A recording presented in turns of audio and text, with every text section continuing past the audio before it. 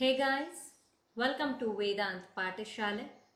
ನಮ್ಮ ವೇದಾಂತ್ ಪಾಠಶಾಲೆ ಯೂಟ್ಯೂಬ್ ಚಾನಲನ್ನು ಫಸ್ಟ್ ಟೈಮ್ ವಿಸಿಟ್ ಮಾಡ್ತಾ ಇದ್ದೀರಾ ಅಂತಿದ್ದಲ್ಲಿ ಸಬ್ಸ್ಕ್ರೈಬ್ ಮಾಡ್ಕೊಳ್ಳಿ. ಸಬ್ಸ್ಕ್ರೈಬ್ ಮಾಡಿಕೊಂಡು ಪಕ್ಕದಲ್ಲಿ ಕಾಣ್ತಾ ಇರುವಂತಹ ಬೆಲ್ ಐಕಾನ್ನ ಕ್ಲಿಕ್ ಮಾಡಿ. ಆಗ ನಮ್ಮ ಚಾನಲ್ನ ಕಡೆಯಿಂದ ಅಪ್ಲೋಡ್ ಮಾಡುವ ಎಲ್ಲ ಸೆಷನ್ಸ್ ನಿಮಗೆ ನೋಟಿಫೈ ಆಗುತ್ತೆ. ನೀವು ಅವುಗಳನ್ನು ಇಮಿಡಿಯೇಟ್ ಆಗಿ ವಾಚ್ ಮಾಡಬಹುದು. ನಮ್ಮ ವೇದಾಂತ್ ಪಾಠಶಾಲೆ ಕಡೆಯಿಂದ ಯಾರೆಲ್ಲ PSI ಪರೀಕ್ಷೆಗೆ ತಯಾರಿಯನ್ನು ನಡೆಸ್ತಿದ್ದಾರೆ ಅವರಿಗಾಗಿ ಅಂತ ಒಂದು ಪುಸ್ತಕವನ್ನು ಬಿಡುಗಡೆ ಮಾಡಲಾಗಿದೆ. ಪುಸ್ತಕದ ಹೆಸರು ನೀವೀಗ ನೋಡ್ತಾ ಇದ್ದೀರಾ, ಭಾಷಾಂತರ ಮತ್ತು ಸಾರಾಂಶ ಬರವಣಿಗೆ. ಇದರಲ್ಲಿ ನಿಮ್ಮ PSI ಪೇಪರ್ 1 ಹಾಗೆ ಪೇಪರ್ 2 ಎರಡಕ್ಕೂ ಕೂಡ ಸಂಬಂಧಿಸಿದ ಮಾಹಿತಿಯನ್ನು ಕೊಡಲಾಗಿದೆ.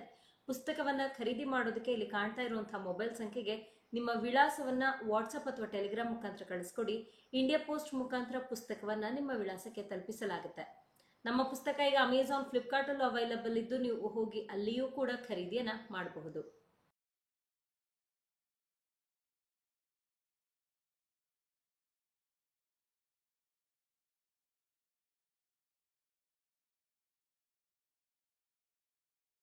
ಇವತ್ತಿನ ನಮ್ಮ PSI ಟ್ರಾನ್ಸ್ಲೇಷನ್ ಸೆಷನಲ್ಲಿ ನಿಮ್ಮ ಜೊತೆಲಿ ಡಿಸ್ಕಸ್ ಮಾಡೋದಕ್ಕೆ ನಾನೊಂದು ಇಂಗ್ಲಿಷ್ನ ಪ್ಯಾರಾಗ್ರಾಫನ್ನು ತೊಗೊಂಡು ಬಂದಿದ್ದೀನಿ.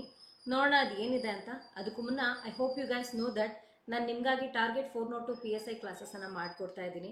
ಆ್ಯಂಡ್ ನಮಗೆಲ್ರಿಗೂ ಕೂಡ ನಿನ್ನೆ ವಿಚಾರ ಗೊತ್ತಾಗಿದೆ, 402 PSI ಪರೀಕ್ಷೆಯನ್ನು ಸೆಪ್ಟೆಂಬರ್ನಲ್ಲಿ ಮಾಡಬಹುದು ಅಂತ ಒಂದು ವಿಚಾರ ಬಂದಿದೆ ಅಲ್ವಾ. ಸೊ ನಿಮಗಾಗಿ ಈ ರೀತಿಯ ನಮ್ಮ ಟಾರ್ಗೆಟ್ 402 PSI ಕ್ಲಾಸಸನ್ನು ನಾನು ನಿಮ್ಮ ಪರೀಕ್ಷೆ ಮುಗಿಯೋವರೆಗೂ ಕೂಡ ನಡೆಸ್ಕೊಡ್ತಾ ಹೋಗ್ತೀನಿ. ನೀವು ಇವುಗಳನ್ನು ವಾಚ್ ಮಾಡಿ ಇದರಿಂದ ಇನ್ನೂ ಹೆಚ್ಚಿನ ವಿಚಾರಗಳನ್ನು ತಿಳ್ಕೊಂಡು ಪರೀಕ್ಷೆಯಲ್ಲಿ ಉತ್ತಮ ಅಂಕಗಳನ್ನು ಗಳಿಸಬಹುದಿದೆ. ನೋಡೋಣ ಬನ್ನಿ, ಇವತ್ತಿನ ನಮ್ಮ ಡಿಸ್ಕಷನ್ನ ಪ್ರಶ್ನೆ ಯಾವುದು ಅಂತ. ಈಗ ನಾವಿಲ್ಲಿ ನೋಡ್ತಾ ಇದ್ದೀವಿ. ಹೀಗಿದೆ ಇವತ್ತಿನ ನಮ್ಮ ಡಿಸ್ಕಷನ್ನ ಪ್ರಶ್ನೆ. ಓದೋಣ ಏನಿದೆ ಅಂತ. Agriculture and food production is on important issue in a country like India with nearly 1.4 billion people. Agriculture employs nearly half of the Indian population and is a major contributor to the country's economy.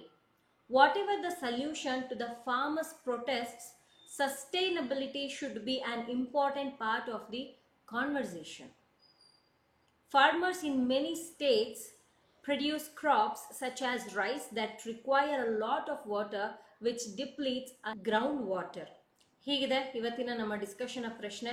ನೋಡೋಣ ಬನ್ನಿ ಹೇಗೆ ನಾವು ಇದನ್ನ ಕನ್ನಡ ಭಾಷೆಗೆ ಅನುವಾದ ಮಾಡ್ತೀವಿ ಅಂತ. ಮೊದಲನೇದಾಗಿ ನಾವು ವೊಕ್ಯಾಬ್ಯುಲರಿ ಬಗ್ಗೆ ವಿಚಾರ ಪೂರ್ತಿ ಮಾಡಿ ಆಮೇಲೆ ಸೆಂಟೆನ್ಸ್ ಫಾರ್ಮೇಷನ್ ಕಡೆಗೆ ಹೋಗೋಣ. ಏನಿದೆ ಅಗ್ರಿಕಲ್ಚರ್ ಅಂತಂದ್ರೇನು? ಕೃಷಿ ಅಂತ ಹೇಳ್ತೀವಿ ಅಲ್ವಾ. ಆ್ಯಂಡ್ ಮತ್ತು ಫುಡ್ ಪ್ರೊಡಕ್ಷನ್ ಅಂತ ಕೊಟ್ಟಿದ್ದಾರೆ. ಫುಡ್ ಆಹಾರ ಅಂತ ತಗೊಳ್ಬಹುದು, ಪ್ರೊಡಕ್ಷನ್ ಉತ್ಪಾದನೆ ಅಂತ ತಗೊಳ್ಬಹುದು. ಫುಡ್ ಪ್ರೊಡಕ್ಷನ್ ಆಹಾರ ಉತ್ಪಾದನೆ is an important issue.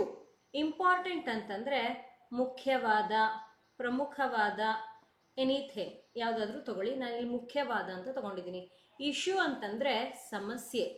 ಎಲ್ಲಂತೆ? In a country like India ಅಂತ ಕೊಟ್ಟಿದ್ದಾರೆ. ಕಂಟ್ರಿ ಈಸ್ ನಥಿಂಗ್ ಬಟ್ ದೇಶ. ಲೈಕ್ ಅಂತ ಇದೆ ಅಲ್ವಾ, ಅಂತಹ, ದಂತಹ ಈ ರೀತಿಯಲ್ಲಿ ಬರುತ್ತೆ. ಇಂಡಿಯಾ ಭಾರತ ಅಂತ ತಗೊಳ್ತೀವಿ. ವಿತ್ ನಿಯರ್ಲಿ ಇದರ ಅರ್ಥ ಸುಮಾರು.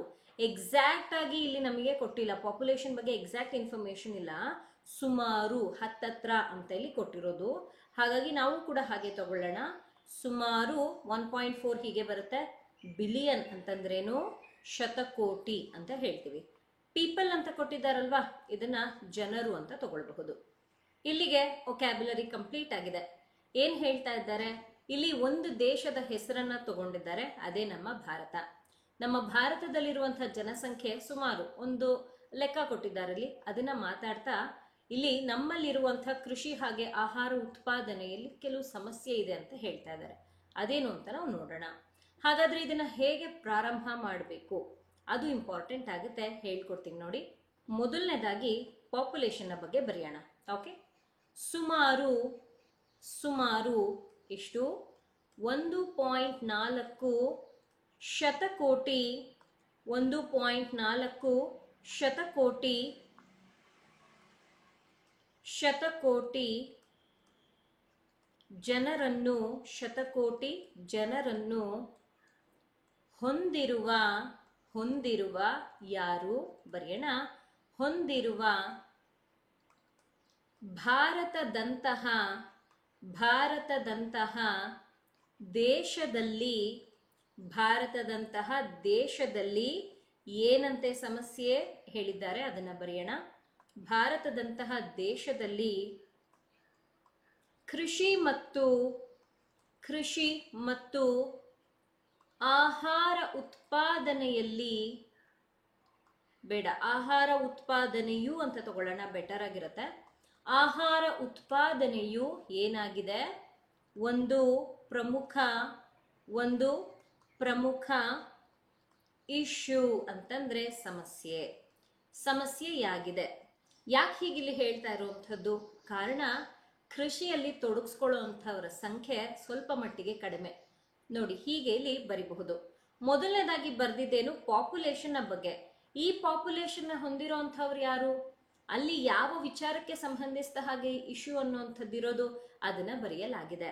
ಯಾವುದೇ ಫಾರ್ಮುಲಾ ಬಳಸಿಲ್ಲ, ಯಾವುದನ್ನು ಕೂಡ ಹೆಚ್ಚಾಗಿ ನಾನು ತಗೊಂಡಿಲ್ಲ. ಅಲ್ಲಿರುವಂತಹ ಮಾಹಿತಿಯನ್ನ ಇಲ್ಲಿ ನಾನು ಬರೆದಿದ್ದೀನಿ. ನೀವು ಬೇಕಾದ್ರೆ ಕೃಷಿ ಮತ್ತು ಆಹಾರ ಉತ್ಪಾದನೆಯು ಭಾರತದಂತಹ ದೇಶದಲ್ಲಿ ಅಂತ ತಗೊಂಡು, ಅಲ್ಲಿ ಏನು ನಮಗೆ ಪಾಪ್ಯುಲೇಷನ್ ಕೌಂಟ್ ಕೊಟ್ಟಿದ್ದಾರೆ ಅದನ್ನು ತಗೊಂಡು ಒಂದು ಪ್ರಮುಖ ಸಮಸ್ಯೆಯಾಗಿದೆ ಆ ರೀತಿಯಲ್ಲೂ ಬರೀಬಹುದು. ವಾಕ್ಯ ಓದಿದಾಗ ಅರ್ಥ ಇಲ್ಲ ಅಂತ ಅನ್ನಿಸ್ಬಾರ್ದು. ನಮ್ಗಿಲ್ಲಿ ಏನು ಕಂಟೆಂಟ್ ಇತ್ತು ಎಕ್ಸಾಕ್ಟ್ ಕಂಟೆಂಟ್ ಅನ್ನೇ ನಾವು ಬರಿಬೇಕು. ಅರ್ಥ ಮಾಡಿಕೊಂಡು ಸಮ್ಮರಿ ಬರೆಯೋದು ಟ್ರಾನ್ಸ್ಲೇಷನ್ ಅಲ್ಲ. ಹಾಗಾಗಿ ಅದ್ರ ಬಗ್ಗೆ ನೀವು ಸ್ವಲ್ಪ ಗಮನ ಕೊಡಿ.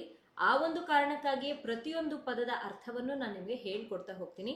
ಸೋ ದಟ್ ನೀವು ಅದನ್ನ ಹಾಗೆ ಕಲ್ತ್ಕೊಳ್ಬೇಕು, ಅದನ್ನ ಸಮ್ಮರಿ ರೀತಿಯಲ್ಲಿ ಕಲಿಬಾರ್ದು.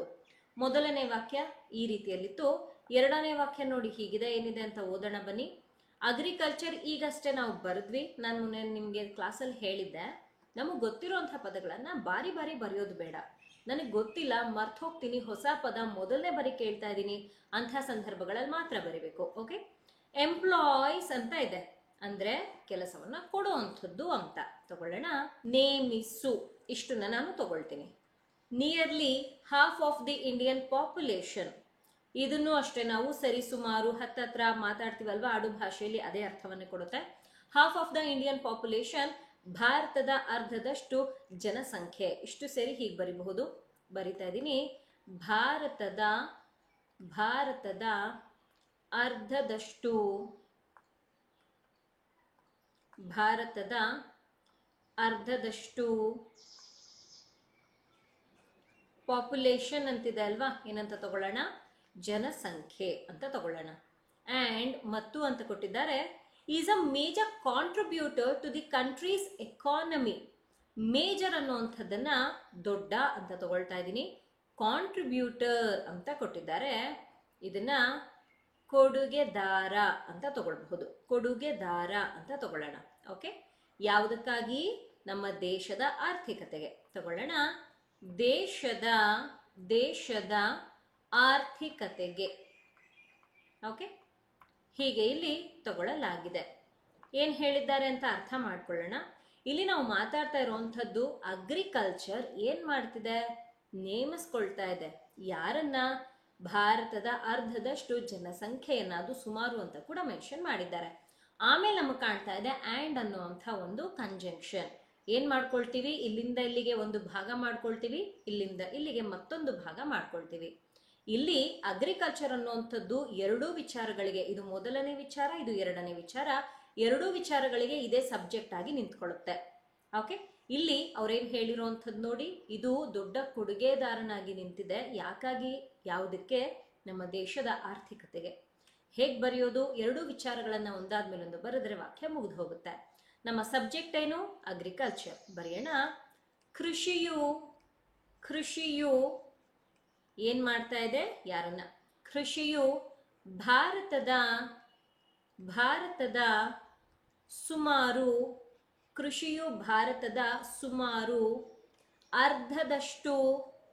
ಅರ್ಧದಷ್ಟು ಜನಸಂಖ್ಯೆಯನ್ನು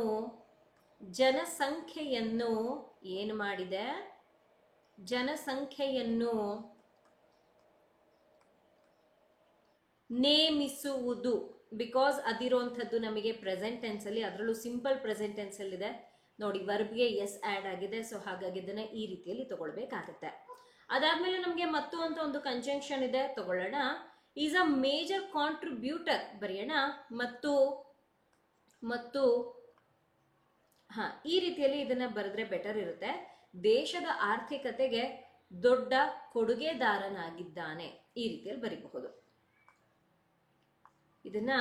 ಮತ್ತು ದೇಶದ ಸ್ವಲ್ಪ ಇಲ್ಲಿ ಬದಲಾಗುತ್ತೆ, ಹೇಳ್ತೀನಿ. ದೇಶದ ಆರ್ಥಿಕತೆಗೆ ಒಂದು ದೊಡ್ಡ ಏನಾಗಿದೆ, ಕೊಡುಗೆಯಾಗಿದೆ, ಈ ರೀತಿಯಲ್ಲಿ ನಾನು ತಗೊಂಡಿದ್ದೀನಿ. ಸೊ ಇಲ್ಲಿ ಕಾಂಟ್ರಿಬ್ಯೂಟರ್ ಅಂತ ಅಂದ್ರೆ ಇಲ್ಲಿ ಬರೆದಿರುವ ಪದ ಓಕೆ, ಕೊಡುಗೆದಾರ. ಬಟ್ ನಾವಿಲ್ಲಿ ಅಗ್ರಿಕಲ್ಚರ್ನ ಬಗ್ಗೆ ಮಾತಾಡ್ತಾ ಇರೋದು, ಇದೊಂದು ವಿಚಾರ, ಇಟ್ಸ್ ಅ ಕಾನ್ಸೆಪ್ಟ್ ಅಲ್ವಾ, ಅದಕ್ಕೋಸ್ಕರ ಅದನ್ನ ಈ ರೀತಿಯಲ್ಲಿ ಎಂಡ್ ಮಾಡ್ಬೇಕಾಗತ್ತೆ. ನೋಡಿ, ನಾನು ಹೇಳ್ದೆ ನಿಮ್ಗೆ, ಇಲ್ಲಿ ಒಂದೇ ವಿಚಾರ ಇರೋದು ಕೃಷಿ ಅಲ್ವಾ. ಇಲ್ಲಿ ಇದು ಮೊದಲನೇ ಕೆಲಸ ಮಾಡ್ತಿರೋದು, ನೇಮಿಸ್ತಾ ಇರೋದು. ಯಾರನ್ನ ನೇಮಿಸ್ತಾ ಇದೆ? ಆಬ್ಜೆಕ್ಟ್. ಇದು ಕೊಡುಗೆಯಾಗಿರುವಂಥದ್ದು, ಕೊಡುಗೆಯನ್ನ ಕೊಡ್ತಾ ಇರುವಂಥದ್ದು. ಓಕೆ, ಕೊಡುಗೆಯನ್ನ ಕೊಡ್ತಾ ಇರುವಂಥದ್ದು ಕಾಂಟ್ರಿಬ್ಯೂಟರ್ ಆಗಿದೆ ಅಥವಾ ಯಾಗಿದೆ, ಇದೇನಾಯ್ತು, ವರ್ಬ್ ಆಯ್ತು. ಯಾರಿಗೆ, ಯಾವ ಮಟ್ಟದ್ದು ಆಬ್ಜೆಕ್ಟ್ ನಲ್ಲಿ ಇದೆ. ಹೀಗೆ ಒಂದೇ ಸಬ್ಜೆಕ್ಟ್, ಎರಡು ಆಬ್ಜೆಕ್ಟ್, ಎರಡು ವರ್ಬ್ ಇದೆ. ಅಲ್ಲಿಗೆ ಒಂದೇ ವಿಚಾರ ಎರಡೆರಡು ಕೆಲಸಗಳನ್ನ ಮಾಡ್ತಿದೆ, ಅದಕ್ಕೆ ಸಂಬಂಧಿಸಿದ ಹಾಗೆ ಎರಡೆರಡು ವಿಷಯಗಳಿದೆ. ಅಂತಹ ಸಂದರ್ಭದಲ್ಲಿ ಈ ರೀತಿಯಲ್ಲಿ ನಾವು ವಾಕ್ಯವನ್ನ ಬರೀಬಹುದು. ಕನ್ನಡದಲ್ಲಿ ಯಾವುದೇ ಒಂದು ವಾಕ್ಯವನ್ನ ನೀವು ರಚನೆ ಮಾಡೋದಕ್ಕೆ ಇಲ್ಲಿ ಬಳಸಿರೋ ಫಾರ್ಮುಲಾನ ನೀವು ತಗೊಳ್ಬಹುದು, subject plus object plus verb. ಇದು ನಮ್ಮ ಸೆಷನ್ನ 2ನೇ ವಾಕ್ಯವಾಗಿತ್ತು. ಬನ್ನಿ 3ನೇ ವಾಕ್ಯದ ಕಡೆಗೆ ಹೋಗೋಣ. ನೀವೇನಾದ್ರೂ PSI ಪರೀಕ್ಷೆಗೆ ತಯಾರಿಯನ್ನ ನಡೆಸ್ತಾ ಇದ್ದೀರಾ, ಅಥವಾ 402 ಪರೀಕ್ಷೆಗೆ ನಿಮ್ಮ ಸಿದ್ಧತೆ ಏನಾದ್ರೂ ನಡೀತಾ ಇದೆಯಾ? ಹಾಗಿದ್ದಲ್ಲಿ ನಿಮಗಾಗಿ ಅಂತ ವೇದಾಂತ್ ಪಾಠಶಾಲೆ ಒಂದು ಕ್ರಾಶ್ ಕೋರ್ಸ್ ಅನ್ನ ಪ್ರಾರಂಭ ಮಾಡಿದೆ. ಇದರಲ್ಲಿ ಪೂರ್ತಿ PSI ಪೇಪರ್ 1ಗೆ ಬೇಕಾಗಿರುವಂತಹ translation, precis writing, essay 3 concepts basic ಇಂದ ಹೇಳ್ಕೊಡ್ತಾ ಇದ್ದೀನಿ. ಹಾಗೆ ನಿಮಗೆ ಪ್ರತಿಯೊಂದು ಸೆಷನ್ PDF ನೋಟ್ಸ್ ಕೂಡ ಸಿಗುತ್ತೆ. ನಮ್ಮ ವೇದಾಂತ್ ಪಾಠಶಾಲೆ ಕಡೆಯಿಂದ ಒಂದು ಪುಸ್ತಕವನ್ನು ಕೂಡ ಈ ಕೋರ್ಸ್ ನಲ್ಲಿ ನಾವು ಪ್ರೊವೈಡ್ ಮಾಡ್ತಾ ಇದ್ದೀವಿ. ಪುಸ್ತಕ ನಿಮ್ಮ ಅಡ್ರೆಸ್ಗೆ ಬಂದು ತಲುಪುತ್ತೆ. ಅದನ್ನ ನೋಡ್ಕೊಂಡು ಕೂಡ ನೀವು ಪ್ರಾಕ್ಟೀಸ್ ಮಾಡಬಹುದು. ಕನ್ನಡ ಹಾಗೆ ಇಂಗ್ಲಿಷ್ ಎರಡೂ ಭಾಷೆಯಲ್ಲಿದ್ದು ಟಾಪ್ ಕರೆಂಟ್ ಅಫೇರ್ಸ್ ಹಾಗೆ ಜನರಲ್ ಟಾಪಿಕ್ ಎರಡೂ ಕೂಡ ನಿಮಗೆ ಇದರಲ್ಲಿ ಸಿಗುತ್ತೆ. ಹೆಚ್ಚಿನ ಮಾಹಿತಿಗೆ ಈ ನಂಬರ್ ಅನ್ನ ಈ ಕೂಡಲೇ ಕಾಂಟ್ಯಾಕ್ಟ್ ಮಾಡಿ. ಸೆಷನ್ ನ 3ನೇ ವಾಕ್ಯ ಹೀಗಿದೆ. ವಾಟ್ ಎವರ್ ಅಂತ ಕೊಟ್ಟಿದ್ದಾರೆ. ಇದನ್ನ ಏನೇ ಇರಲಿ ಅಂತ ತಗೊಳ್ತೀವಿ. ಏನೇ ಇರಲಿ ದ ಸಲ್ಯೂಷನ್ ಅಂತ ಇದೆ. ಏನೇ ಇರಲಿ ಅದಾದ್ಮೇಲೆ ಏನಿದೆ, ದ ಸಲ್ಯೂಷನ್. ಸಲ್ಯೂಷನ್ ಅಂತ ಅಂದ್ರೆ ಪರಿಹಾರ ಅಂತ ಹೇಳ್ತೀವಿ. ಯಾರಿಗೆ? ಟು ದ ಫಾರ್ಮರ್ಸ್ ಪ್ರೊಟೆಸ್ಟ್ ಅಂತ ಹೇಳಿದ್ದಾರೆ. ಇದನ್ನ ತಗೊಳ್ಳೋಣ. ರೈತರ ಪ್ರತಿಭಟನೆ, ರೈತರ ಪ್ರತಿಭಟನೆ ಅಂತ ತಗೊಳ್ಬಹುದು. ಪ್ರತಿಭಟನೆ ಕಾಮ ಸಸ್ಟೈನಬಿಲಿಟಿ. ಸಸ್ಟೈನಬಿಲಿಟಿ ಅಂತಂದ್ರೆ ಸುಸ್ಥಿರತೆ ಅಂತ ಹೇಳ್ತೀವಿ. ಸುಸ್ಥಿರತೆ should be on important part of the conversation. Important ನಾವು ಸ್ಟಾರ್ಟಿಂಗ್ ಅಲ್ಲಿ ಬರ್ದಿದ್ವಿ, ಮುಖ್ಯವಾದ, ಪ್ರಮುಖವಾದ, ಎನಿಥಿಂಗ್. ಪಾರ್ಟ್ ಭಾಗ, ಯಾವುದರ? ಕಾನ್ವರ್ಸೇಷನ್, ಸಂಭಾಷಣೆ, ಮಾತುಕತೆ ಏನಾದ್ರೂ ತಗೊಳ್ಬಹುದು. ಸಂಭಾಷಣೆ. ಓಕೆ, ಹೀಗೆ ನಾನು ಇಲ್ಲಿ ತಗೊಂಡಿದ್ದೀನಿ. ಇಲ್ಲಿಗೆ ನಮ್ಮ ವೊಕ್ಯಾಬ್ಯುಲರಿ ಕಂಪ್ಲೀಟ್ ಆಗುತ್ತೆ. ಏನ್ ಹೇಳ್ತಾ ಇದ್ದಾರೆ ಅಂತ ಅರ್ಥ ಮಾಡ್ಕೊಳ್ಳೋಣ. 2 ವಿಚಾರ. ಮೊದಲನೇದಾಗಿ ಇಲ್ಲಿಂದ ಇಲ್ಲಿಯವರೆಗೆ ಮೊದಲನೇ ಭಾಗ ಅಂತ ನಾನು ಕನ್ಸಿಡರ್ ಮಾಡ್ತೀನಿ. ಬಿಕಾಸ್ ಇಲ್ಲಿ ನಮಗೊಂದು ಕಾಮ ಕಾಣಿಸ್ತಾ ಇದೆ. ಪಂಕ್ಚುಯೇಷನ್ ಸಹಾಯದಿಂದ ನಾನು ಡಿವೈಡ್ ಮಾಡಿದ್ದೀನಿ. ಆಮೇಲೆ ಇಲ್ಲಿಂದ ಇಲ್ಲಿಗೆ ಈ 2ನೇ ಭಾಗ, ಇದು ಮೊದಲನೇ ಭಾಗ. ಏನ್ ಹೇಳ್ತಾ ಇದ್ದಾರೆ? Whatever the solution to the farmers protest. ಬರೆಯೋಣ. ರೈತರ ಪ್ರತಿಭಟನೆಗೆ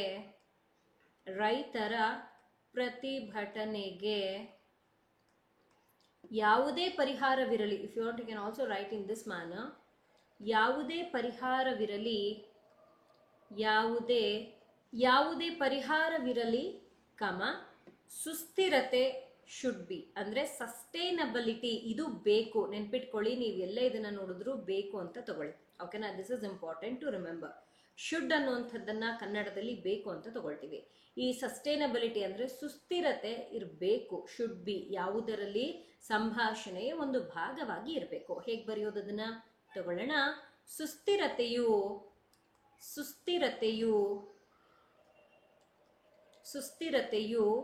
ಸಂಭಾಷಣೆಯ ಸಂಭಾಷಣೆಯ ಒಂದು ಒಂದು ಭಾಗವಾಗಿ, ಮುಖ್ಯವಾದ ಭಾಗವಾಗಿ, ಬರೀ ಭಾಗ ಬರೋದಿಲ್ಲ ಬಿಕಾಸ್ ಅವರೇ ಅಲ್ಲಿ ಇಂಪಾರ್ಟೆಂಟ್ ಅಂತ ಕೊಟ್ಟಿರುವ ಕಾರಣ ತಗೊಳ್ಳೋಣ. ಸಂಭಾಷಣೆಯು ಮುಖ್ಯವಾದ ಭಾಗವಾಗಿ ಏನಾಗಬೇಕು? ಶುಡ್ ಬಿ ಅಲ್ವಾ, ಇರಬೇಕು. ಈ ರೀತಿಯಲ್ಲಿ ವಾಕ್ಯವನ್ನ ತಗೊಳ್ಬಹುದಿದೆ, ಭಾಗವಾಗಿ ಇರಬೇಕು ಅಂತ. ನೀವು ನೋಡಬಹುದು, ಇದು ಮೊದಲನೇ ಭಾಗ, ಇದು ಎರಡನೇ ಭಾಗ. ಮೊದಲನೇ ಭಾಗದಲ್ಲಿ it was regarding farmers protest, ಅದನ್ನ ತಗೊಂಡ್ವಿ. ಅದಾದ್ಮೇಲೆ ಸಂಭಾಷಣೆ ಮಾಡುವಾಗ, ಬಿಕಾಸ್ ಇಂತಹ ಪ್ರತಿಭಟನೆಯ ಸಮಯದಲ್ಲಿ ಅಫ್ಕೋರ್ಸ್ ಮಾತುಕತೆ, ಕಾನ್ವರ್ಸೇಷನ್ ಅಂತ ಏನು ಹೇಳ್ತಾರೆ, ಅದು ತುಂಬಾ ಮುಖ್ಯ. ಬಿಕಾಸ್ ಅದರ ಸಹಾಯದಿಂದಲೇ ಏನನ್ನಾದ್ರೂ ನಾವು ಸಾಲ್ವ್ ಮಾಡಬಹುದಿರುತ್ತೆ.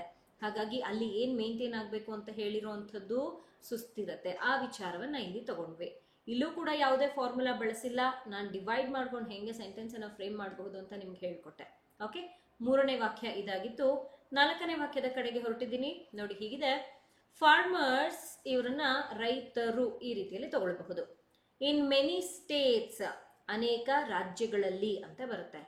ಅನೇಕ ರಾಜ್ಯಗಳಲ್ಲಿ ಪ್ರೊಡ್ಯೂಸ್ ಕ್ರಾಪ್ಸ್, ಪ್ರೊಡ್ಯೂಸ್ ಬರ್ದಿದ್ವಿ ಸ್ಟಾರ್ಟಿಂಗ್ ಅಲ್ಲಿ ನಾವು, ಉತ್ಪಾದನೆ ಅಂತ ಬರ್ದಿದ್ವಿ. ಕ್ರಾಪ್ಸ್ ಅಂತ ಇದೆ ಅಂದ್ರೆ ಬೆಳೆಗಳು ಅಂತ ಬರುತ್ತೆ. ಸಚ್ ಆಸ್, ಅಂತಹ ಅಂತ ತಗೊಳ್ಬಹುದು. ರೈಸ್ ಅಂತ ಇದೆ. ಯೂಶಲಿ ರೈಸ್ ಅಂದ್ರೆ ನಾವು ಅಕ್ಕಿ ಅಂತ ಹೇಳೋದು, ಬಟ್ ಇಲ್ಲಿ ನಾವು ಮಾತಾಡ್ತಾ ಇರೋದು ಬೆಳೆ. ನಮ್ಗೆ ಅಕ್ಕಿ ಸಿಗ್ಬೇಕು ಅಂದ್ರೆ ಭತ್ತ ಬೆಳಿಬೇಕು ಅಲ್ವಾ? ಸೊ ಹಾಗಾಗಿ ಇಲ್ಲಿ ತಗೊಳ್ಬೇಕಾಗತ್ತೆ ಭತ್ತ ಅಂತ. ದಟ್ ರಿಕ್ವೈರ್, ಅಗತ್ಯ, ಅಗತ್ಯತೆ, ಅವಶ್ಯಕತೆ, ಎನಿಥಿಂಗ್. ಅ ಲಾಟ್, ಹೆಚ್ಚು ಅಂತ ತಗೊಳ್ಬಹುದು. ಆಫ್ ವಾಟರ್ ಅಂತ ಇದೆ, ನೀರು ಅಂತ ತಗೊಳ್ಳೋಣ. Which depletes ground water. Depletes ಅಂತಂದ್ರೆ ಕ್ಷೀಣಿಸುವಂಥದ್ದು ಅಂತ ಅರ್ಥ. ತಗೊಳ್ತಾ ಇದ್ದೀನಿ, ಕ್ಷೀಣಿಸುತ್ತದೆ. ಈ ರೀತಿಯಲ್ಲಿ ಇದನ್ನ ತಗೊಳ್ಬಹುದು. ಏನನ್ನ ಕ್ಷೀಣಿಸೋದು? ಗ್ರೌಂಡ್ ವಾಟರ್, ಅಂತರ್ಜಲ. ಬರೆಯೋಣ, ಅಂತರ್ಜಲ. ಇಲ್ಲಿಗೆ ನಮ್ಮ ಒಕ್ಯಾಬುಲರಿ ಮುಗ್ದಿದೆ. ಏನ್ ಹೇಳ್ತಾ ಇದ್ದಾರೆ ಅಂತ ಅರ್ಥ ಮಾಡ್ಕೊಳ್ಳೋಣ ಬನ್ನಿ. ಇಲ್ಲಿ ನಾವು ಮಾತಾಡ್ತಾ ಇರುವಂಥದ್ದು ಅನೇಕ ರಾಜ್ಯಗಳಲ್ಲಿ ಬೆಳೆಗಳನ್ನ ಬೆಳೀತಾ ಇರುವಂತಹ ರೈತರ ಬಗ್ಗೆ, ಹಾಗೆ ಒಂದು ಬೆಳೆಯ ಬಗ್ಗೆ ಎರಡು ವಿಚಾರಗಳಿದೆ. ಹೇಗೆ ಬರೆಯೋದು ನೋಡಿ, ಬರೆದು ತೋರಿಸ್ತಾ ಇದ್ದೀನಿ. ಅನೇಕ ರಾಜ್ಯಗಳಲ್ಲಿನ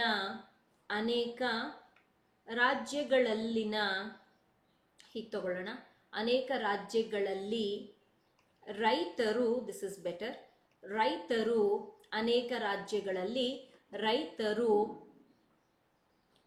ಭತ್ತದಂತಹ, ನೋಡಿ ಅಂತಹ ಅಂತ ಅಲ್ಲಿತ್ತು, ವಾಕ್ಯದಲ್ಲಿ ಬರುವಾಗ ಮತ್ತೊಂದು ಪದದ ಜೊತೆಯಲ್ಲಿ ಸೇರ್ಕೊಂಡು ಹೀಗಾಗುತ್ತೆ. ಭತ್ತದಂತಹ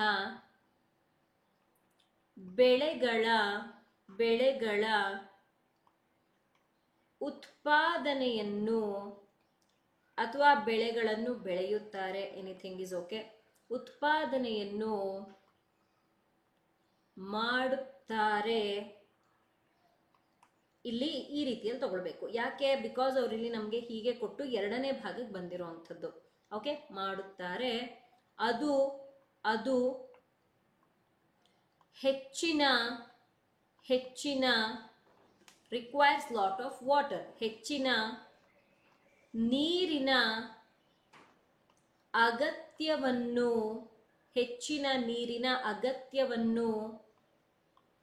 ಹೊಂದಿದ್ದು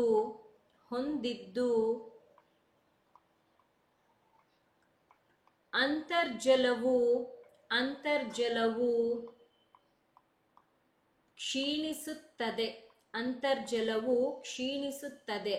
ಹೀಗೆ ಇಲ್ಲಿ ನಾನು ತಗೊಂಡಿದ್ದೀನಿ. ಆಸ್ ಯು ಕ್ಯಾನ್ ಸಿ, ನಾವೇನ್ ಮಾಡಿದ್ದು, ಮೊದಲನೇದಾಗಿ ಬರ್ದಿದ್ದು ಅನೇಕ ರಾಜ್ಯಗಳಲ್ಲಿನ ರೈತರು ಬೆಳೀತಾ ಇರುವಂತಹ ಒಂದು ಬೆಳೆಯ ಬಗ್ಗೆ, ಅದೇ ಭತ್ತ. ಅದಕ್ಕಾಗಿ ಏನ್ ಬೇಕಾಗಿದೆ? ಹೆಚ್ಚಿನ ನೀರು ಬೇಕಾಗಿದೆ ಅಂತ ಹೇಳಿ ಕೊನೆಯಲ್ಲಿ ಅವರು ಹೇಳಿದ್ದು ಡಿಪ್ಲೀಟ್ಸ್ ಗ್ರೌಂಡ್ ವಾಟರ್, ಅಂತರ್ಜಲವು ಇದರಿಂದ ಕ್ಷೀಣಿಸುವುದು ಅಂತ. ಇವತ್ತಿನ ನಮ್ಮ ಈ ಸೆಷನ್ ಅಲ್ಲಿ ನಿಮ್ ಜೊತೆಲಿ ನಾನು ಒಟ್ಟು 4 ವಾಕ್ಯಗಳನ್ನ ಡಿಸ್ಕಸ್ ಮಾಡಿದೆ. ಹೇಗೆ ಯಾವುದೇ ಫಾರ್ಮುಲಾ ಇಲ್ಲದೆ ವಾಕ್ಯವನ್ನ ರಚನೆ ಮಾಡಬಹುದು, ಫಾರ್ಮುಲಾದೊಂದಿಗೆ ಹೇಗೆ ವಾಕ್ಯ ರಚನೆ ಮಾಡಬಹುದು, ವಾಕ್ಯವನ್ನ ಬ್ರೇಕ್ ಮಾಡಿಕೊಂಡು ಅಥವಾ ಕಾಮ ಅಥವಾ ಆ್ಯಂಡ್ ಬಿಕಾಸ್ ಅಂಥದ್ದೇನಾದ್ರೂ ಒಂದು ಕಂಜಂಕ್ಷನ್ ಕೊಟ್ಟಿರ್ತಾರೆ, ಅಂಥ ಸಮಯದಲ್ಲಿ ಹೇಗೆ ನೀವು ಅದನ್ನ ತಗೊಂಡು ಅದನ್ನ ಮಧ್ಯದಲ್ಲಿ ಇಟ್ಕೊಂಡು ವಾಕ್ಯಗಳನ್ನ ಬ್ರೇಕ್ ಮಾಡಿ ಸೆಂಟೆನ್ಸ್ ಅನ್ನ ಸ್ಮಾಲ್ ಆಗಿ ಸೆಂಟೆನ್ಸ್ ಮಾಡಿಕೊಂಡು ಹೆಂಗೆಲ್ಲ ನೀವು ಸೆಂಟೆನ್ಸ್ ಅನ್ನ ಫ್ರೇಮ್ ಮಾಡಬಹುದು ಅಂತ ಪ್ರತಿ ಸೆಷನ್ ಅಲ್ಲೂ ಹೇಳ್ಕೊಡ್ತಾ ಇರ್ತೀನಿ. ಇವತ್ತು ಕೂಡ ಅಂಥದ್ದೇ ಒಂದು ಸೆಂಟೆನ್ಸ್ ಅನ್ನ ಪ್ಯಾರಾಗ್ರಾಫ್ ಅನ್ನ ನಿಮ್ ಜೊತೆಲಿ ಡಿಸ್ಕಸ್ ಮಾಡಿದ್ದೀನಿ. I hope you have understood today session. ಇವತ್ತಿನ ಸೆಷನ್ ಇಷ್ಟ ಆದಲ್ಲಿ ಲೈಕ್ ಮಾಡೋದನ್ನ ಮರಿಬೇಡಿ. ನಮ್ಮ ಚಾನಲ್ಗೆ ಹೊಸಬ್ರಿದ್ದೀರಾ ಅಂತಿದ್ದಲ್ಲಿ ಸಬ್ಸ್ಕ್ರೈಬ್ ಮಾಡ್ಕೊಳ್ಳಿ. ನಾನು PSI ಪರೀಕ್ಷೆ 402 PSI ಪರೀಕ್ಷೆ ಏನಿದೆ ಅಲ್ವಾ, ಅದಕ್ಕಾಗಿಯ ನಮ್ಮ ಈ ಕ್ಲಾಸಸ್ ಅನ್ನ ಪ್ರಾರಂಭ ಮಾಡಿದ್ದೀನಿ. ಇದರಲ್ಲಿ ನಾನು ನಿಮಗೆ 100+ ಕ್ಲಾಸಸ್ ಅನ್ನ ಕೊಡ್ತಾ ಇದ್ದು, ನಿಮಗೆ ಲೈವ್ ಕ್ಲಾಸಸ್ ಕೂಡ ಅವೈಲಬಲ್ ಇದೆ. ಒಂದು ವೇಳೆ ಲೈವ್ ಮಿಸ್ ಮಾಡ್ಕೊಂಡ್ರೆ ಅದರದ್ದು ರೆಕಾರ್ಡೆಡ್ ಕ್ಲಾಸಸ್ ಕೂಡ ನಿಮಗೆ ಸಿಗುತ್ತೆ. ನೀವು ಕೂಡ 402 PSI ಪರೀಕ್ಷೆಗೆ ತಯಾರಿ ನಡೆಸ್ತಾ ಇದ್ದೀರಾ. ಪೇಪರ್ 1ಗೆ ಅಗತ್ಯವಿರುವಂಥ ಇನ್ನಷ್ಟು ಮಾಹಿತಿಯನ್ನು ನೀವು ತಿಳ್ಕೊಳ್ಬೇಕು ಅಂತಿದ್ದಲ್ಲಿ ನಮ್ಮ ಈ ಕೋರ್ಸಿಗೆ ಜಾಯಿನ್ ಆಗಬಹುದು. ನಮ್ಮ ಪುಸ್ತಕವೂ ನಿಮಗೆ ಬಹಳಷ್ಟು ವಿಚಾರಗಳನ್ನು ತಿಳಿಸ್ಕೊಡುತ್ತೆ. ಅದನ್ನು ಕೂಡ ನೀವು ಖರೀದಿಯನ್ನು ಮಾಡಬಹುದಿದೆ. ಹೆಚ್ಚಿನ ಮಾಹಿತಿಗೆ ಈ ನಂಬರನ್ನು ತಪ್ಪದೆ ಕಾಂಟ್ಯಾಕ್ಟ್ ಮಾಡಿ. Thank you people. Playlist on the top ನಿಮಗೆ ಕಾಣಿಸ್ತಿದೆ, ನೋಡಿಲ್ಲ ಅಂತಿದ್ದಲ್ಲಿ ನೋಡಿ. Happy learning.